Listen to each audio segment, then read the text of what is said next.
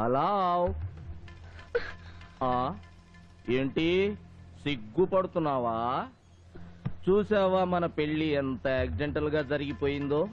మన మ్యారేజ్ అవ్వడం, promotion order రావడం, మనం వెంటనే బయలుదేరి ఇక్కడికి రావడం అంతా గమ్మత్తుగా జరిగిపోయింది కదూ. అసలు నాకు ట్రాన్స్ఫర్ అయ్యి ఊరు వచ్చినట్టు లేదు, హనీమూన్ కోసం వచ్చినట్టుంది. అరే అరే అరే ఏంటా ఎక్స్ప్రెషన్? షాక్ కొట్టిందా?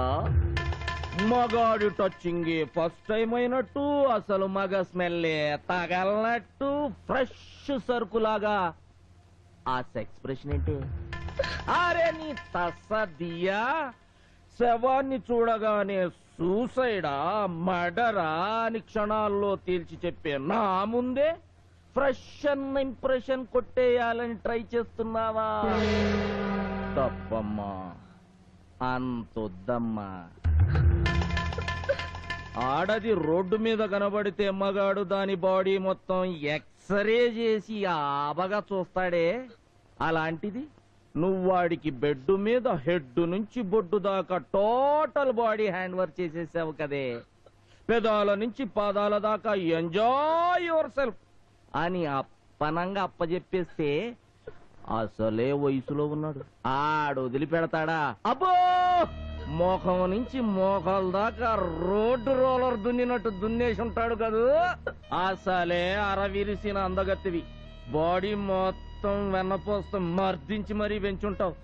ఎవడు మాత్రం వదిలిపెడతాడులే. అయినా సంగతులన్నీ మనకెందుకు గాని, ఇవాళ మన ఫస్ట్ నైట్. ఓ సారీ, మన ఇద్దరికి కలిపి ఫస్ట్ నైట్. ఇప్పటికే చాలా టైం వేస్ట్ అయిపోయింది గాని దా పడుకో. నువ్వు కాసేపు కళ్ళు మూసుకొని ఆడిని ఊహించుకో, ఈలోగా నా పని నేను కానిస్తా. అడ్జస్ట్ అవ్వాలి మరి. దా దాదా రమ్మంటే అలా చూస్తావేంటే? నా సీల్డ్ ప్యాకింగ్ సెకండ్ హ్యాండ్ వైఫా? అవును, నేను సెకండ్ హ్యాండ్. నా మొగుడికి హెడ్ బొట్టు చూపించడం మాత్రమే కాదు, కలిసి పడుకుని బ్లడ్ కూడా కలుపుకున్నావురా. మెడ తోడ అని లేకుండా, రాత్రి పగలు చూడకుండా, ఎక్కడ పడితే ఎక్కడ, ఎప్పుడు పడితే అప్పుడు తొక్కట్టు పడ్డావురా. రారా రా, నా మొగుడితో ఎగిరిపడ్డ ఈ శరీరంతో చెత్త కుండీలో దొరికిన ఎంగిల విస్తరి కోసం ఆరాడపడే కుక్కలా వచ్చి పర్లురా పర్లు. ఆడది ఇష్టపడి మనసుని శరీరాన్ని ఒక్కడికే ఇస్తుంది. అది నేను తీరుకి ఎప్పుడో ఇచ్చేశాను. అతనే నా భర్త, నా సర్వస్వం. నేను చచ్చిన అతని భార్యగానే చూస్తాను. అయినా నన్ను తిట్టే హక్కు నీకెవరా ఇచ్చింది? నాకు పెళ్ళైందని తెలిసి కూడా మమ్మల్ని విడదీసి నా వెనకాలన్న ప్రాపర్టీ కోసం పెద్ద వీరశలింగ పంతుల్లాగా బిల్డప్పించి నన్ను పెళ్లి చేసుకుంది నువ్వురా లోపలివి. రే, నా చేత నువ్వెన్ని చిందులేయించినా నా పరాయి మీద పట్టానని సరిపెట్టుకుంటాను రా.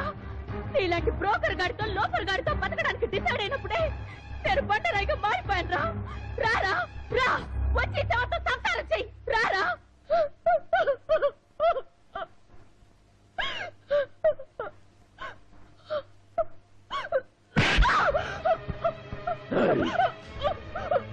ఏమే, నేనంత బేవర్స్ గండని తెలిసినప్పుడు నాతో పెళ్లికెందుకు ఒప్పుకున్నాను?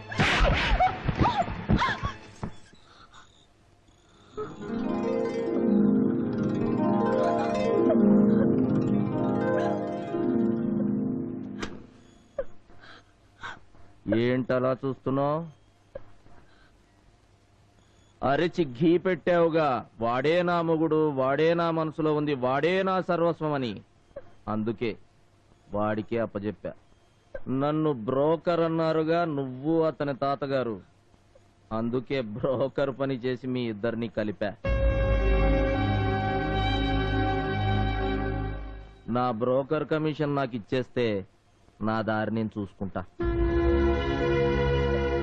బ్రోకర్లు డీల్ కుదర్చడానికే గాని చెడగొట్టడానికి కాదని ఇప్పటికైనా అర్థమైందా తాతగారు? పిచ్చిదానా, నిన్ను చేసుకుంది నీతో కాపురం చేసి మొగుడుగా సెటిల్ అవుదామనో, మీ నాన్న ఆస్తి కొట్టేద్దామనో కాదు, మిమ్మల్ని కలపాలని. మీ ప్రేమ గురించి నాకు తెలుసమ్మా, కానీ రేంజ్ డిఫరెన్స్లున్న ప్రేమలు మీ నాన్న లాంటి పెద్ద మనుషులు అడ్డుపడితే రోజుల్లో మాసిపోతాయని, గంటల్లో సమసిపోతాయని తెలిసిన వాడిని కాబట్టే మిమ్మల్ని విడగొట్టడానికి ప్రయత్నించాను. మహా అయితే మాసిన గడ్డం తీసేదాకా మనసులో ఉంచుకుంటావు, మాక్సిమం ఓ బ్రాందీ బాటిల్ తాగి మర్చిపోతావు. కొన్నాళ్ల పాటు దేవదాసై మారిపోతామని ఎక్స్పెక్ట్ చేశా. తను కూడా పాత గాయాన్ని మర్చిపోయినట్టు వదిలేస్తుందనుకున్నాను. కానీ ఇద్దరు ఇద్దరే. ప్రేమను గెలుచుకోవడం కోసం ప్రాణాలివ్వడానికి కూడా వెనకాడరని చాలా లేటుగా తెలుసుకున్నాను. ఇంకా సాగదీస్తే మీ నాన్న మీ ఇద్దరిని బతకనివ్వడని డిసైడ్ అయ్యే ఈ నాటకం ఆడాను. అంతేగాని మాంసం తిన్నట్టు మీ ప్రేమను తినేసే మృగాన్ని కాదమ్మా. నువ్వన్నావు కదమ్మా నేను ఒక నాపరాయినని. ఈ నాపరాయి కూడా గుండెకాయ ఉందమ్మా. ఈ మోటు మనిషికి కూడా మనసు సంగతి తెలుసు. మీ అంత గొప్ప ప్రేమ కాకపోయినా నాకు ప్రేమ అంటే తెలుసు.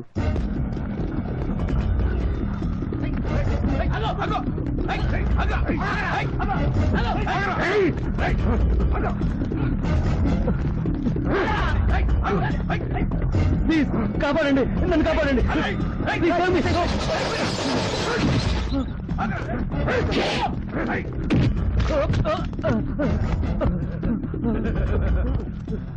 నన్నేం చేయదు, నీకు దండం పెడతా. నన్ను వదిలే, నన్నేం చేయదు. నిన్నేం చెయ్యనురా. ఈ లోకం నుంచే నీకు విముక్తి కలిగిస్తా. చంపేస్తా. వద్దు, నీ కాళ్ళు పట్టుకుంటా, నన్ను చంపొద్దు. వద్దు ప్లీజ్, వద్దు, నన్ను చంపొద్దు. వద్దు ప్లీజ్, వద్దు. నీకు ఎంత ధైర్యం ఉంటే నా మీదే కేసు పెడతావురా? వద్దు, నన్ను చంపొద్దు. వద్దు, నన్ను చంపొద్దు.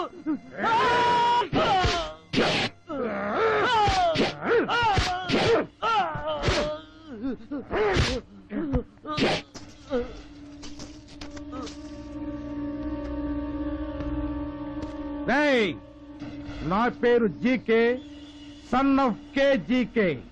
House number 1, road number 10, Jubilee Hills, Hyderabad. ఇక్కడ మీరు చూసింది మటరే, చేసింది ఈ జీకేనే. ఎవడైనా ఎప్పుడైనా ఎక్కడైనా కేసు పెట్టొచ్చు, సాక్ష్యం చెప్పొచ్చు, శవాలైపోవచ్చు.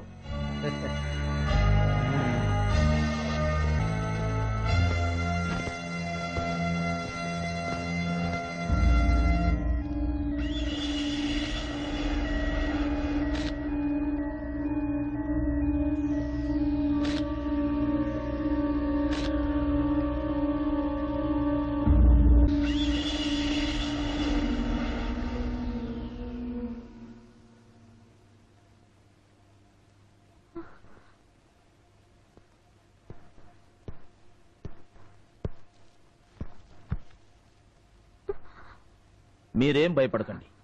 ఓ చిన్న ఇన్ఫర్మేషన్ కోసం వచ్చాం. హత్య జరిగిన స్పాట్లో మీరున్నారని నాకు తెలుసు. ఆ హంతకుణ్ణి మీరు చూశారని కూడా నాకు తెలుసు. వాడెవడో చెప్పండి. కనీసం వాడు ఎలా ఉంటాడో చెప్పండి.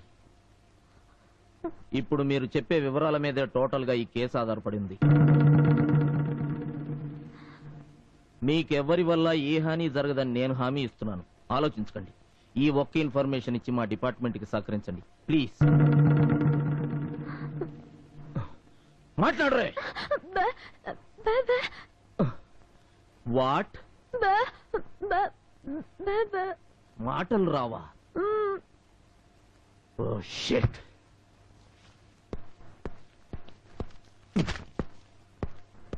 Pen please doctor. దీని మీద వాడి పేరేంటో రాయ్. కనీసం వాడు ఎలా ఉంటాడో రాయ్. Come on, write down I say. చదువు కూడా రాదా? బుల్షిట్. స్టూడెంట్ లాగా షోకులు మాత్రం చేసావు.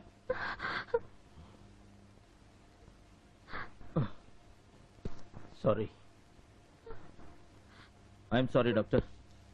Come on, let's go.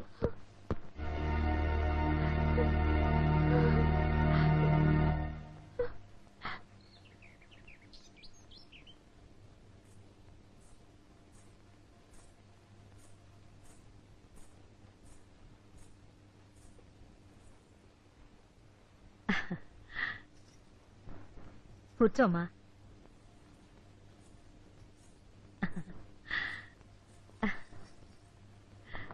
అమ్మాయి మహాలక్ష్మిలా ఉంది వదిన గారు. అవునవును, చేతిలో వీణొక్కటి లేదు గాని లేకపోతే సాక్షాత్తు మహాలక్ష్మియే. సంచి కాస్త మూస్తారా? వీణ మహాలక్ష్మి చేతిలో ఉండదు మాస్టారు, సరస్వతీదేవి చేతిలో ఉంటుంది. అదే నా ఉద్దేశం కూడా అదే. నీ పేరేమిటమ్మా? చెప్పమ్మా. సుశీల. పేరు చక్కగా ఉంది. చూడమ్మాయి, సంగీతంలో రాగాలు కీర్తనలు ఏమైనా వచ్చా? ఎక్కువగా వాగేవాళ్ల బుర్ర రామకీర్తన పాడించడం బాగా వచ్చు. మీరు నోళ్ళు మూయండి. సంగీతం నేర్చుకుందండి. అలాగా? అమ్మా, ఏది ఓ మంచి కీర్తన పాడు. పర్లేదు, పాడమ్మా.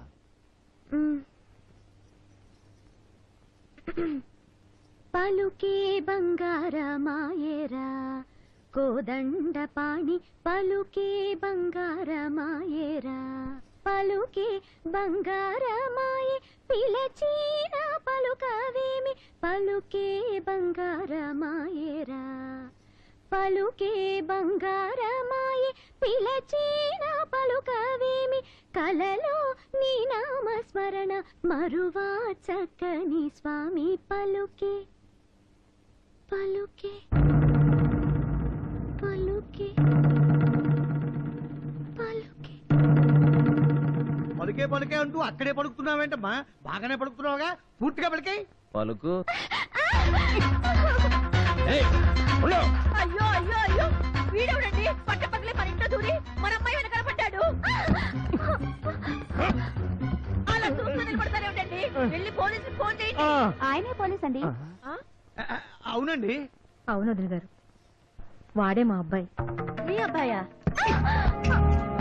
ఏంటి, నీకు ఆలు రావా? ఏబిసిడీలు తెలియవా? నువ్వు బెబ్బెబ్బెబ్బేవా? మాట్లాడు. నేను మూగుదాన్ని కాదు, చదువురాని దాన్ని అంతకన్నా కాదు. మరెందుకు అలా నాటకం ఆడావు? ఏ పోలీసులంటే నవ్వులాటగా ఉందా? నడి బజారులో ఒక హత్య జరిగితే కళ్లతో చూసిన వాళ్ళంతా గుడ్డి వాళ్ళమని తప్పుకుంటే, చదువుకున్న దానివి, లోక జ్ఞానం తెలిసిన దానివి, నీకేమైంది? భయం వేసింది. ఎస్, సాక్ష్యం పేరుతో పోలీస్ స్టేషన్ చుట్టూ తిప్పుకుంటారని భయం వేసింది. కేసు పేరుతో కోర్టు చుట్టూ రౌండ్ కొట్టిస్తారని భయం వేసింది. అర్థం కాని రూల్స్ తో, అడ్డమైన ప్రశ్నలతో గుచ్చి గుచ్చి పీడించి జీవితం మీద విరక్తి పుట్టేలా చేస్తారని భయం వేసింది. పోలీసులంటే అంత అపనమ్మకమా? అవును, అపనమ్మకమే. మీ ప్రాణాల్ని కాపాడుకోవడానికి దిక్కులేదు, ఇంకా సాక్షి ప్రాణాలను కాపాడతారు? What nonsense are you talking? ఏ, నేనన్న దానిలో అబద్ధమే ఉంది? గుండెల మీద చేసుకుని ఏ పోలీస్ అయినా నేను ఖచ్చితంగా 24 గంటలు బతకగలను అని చెప్పగలరా? అంతెందుకు, కేబినెట్ మినిస్టర్స్ ప్రాణాలకి రక్షణ లేదు. అలాంటప్పుడు మీ పోలీసుల్ని నమ్మి, అయ్యా నేను హత్య జరుగుతుండగా చూశాను, కోర్టుకొచ్చి సాక్ష్యం చెప్తాను అని కోర్టు మెట్లెక్కితే ఆ హత్య చేసిన వాడే నన్ను హత్య చేయడానికి గ్యారెంటీ ఏమిటి? చూడండి, సిన్సియర్ గా డ్యూటీ చేసి గొప్ప ఆఫీసర్ గా పరమవీర చక్ర బిరుదు పొందాలని మీకుందేవో కానీ, లేనిపోని గొడవల్లో తలదూర్చి అడ్డమైన బురద అంటించుకోవడం నాకు ఇష్టం లేదు. గుడ్, చాలా గొప్పగా చెప్పావు. Thank you. నువ్విలాగే నీ సాటి వాళ్ళకి ఏం జరిగినా పట్టించుకోకుండా ఉండు. హత్య చేయబడ్డ అమాయకుల ఆయుష్ కూడా పోసుకుని 100 ఏళ్లు చల్లగా ఉండు. వస్తా. కానీ ఒక్క విషయం, ఇదే సమస్య నీకెదురైనప్పుడు నీకు సాయం చేయటానికి నీ పక్క వాళ్ళు కాదు కదా, నీ కన్నీళ్లు తుడవటానికి కనీసం నీ చేతి వేళ్లు కూడా ముందుకు రావు. గుర్తుంచుకో. Good bye. నేను చెప్తాను, నేను సాక్ష్యం చెప్తాను. వాట్? ఎస్, పోలీసుల్ని పోలీసులాగా చూసిన నేను, పోలీసుల్లో కూడా మానవత్వం ఉన్న మనుషులుంటారని మిమ్మల్ని చూశాక తెలుసుకున్నాను. కానీ నేను సాక్ష్యం చెప్పాలంటే ఒక కండిషన్. మీరు నన్ను పెళ్లి చేసుకోవాలి. What are you talking? సాక్ష్యానికి పెళ్లికి లింక్ ఏంటి? ఉంది. ఒక మామూలు ఆడపిల్లగా రౌడీలను ఎదిరించి సాక్ష్యం చెప్పే ధైర్యం నాకు లేదు. నన్ను కాపాడే ధైర్యవంతులు కూడా మా ఇంట్లో ఎవరూ లేరు. మీరు నన్ను పెళ్లి చేసుకుంటే ఒక పోలీస్ ఆఫీసర్ భార్యగా, ఒక డైనమిక్ పర్సన్ వైఫ్ గా ధైర్యంగా ముందడుగు వేయగలను. సరే, ముందు సాక్ష్యం చెప్పు, పెళ్లి విషయం తర్వాత ఆలోచిద్దాం. కుదరదు. ముందు పెళ్లి, ఆ తర్వాతే సాక్ష్యం.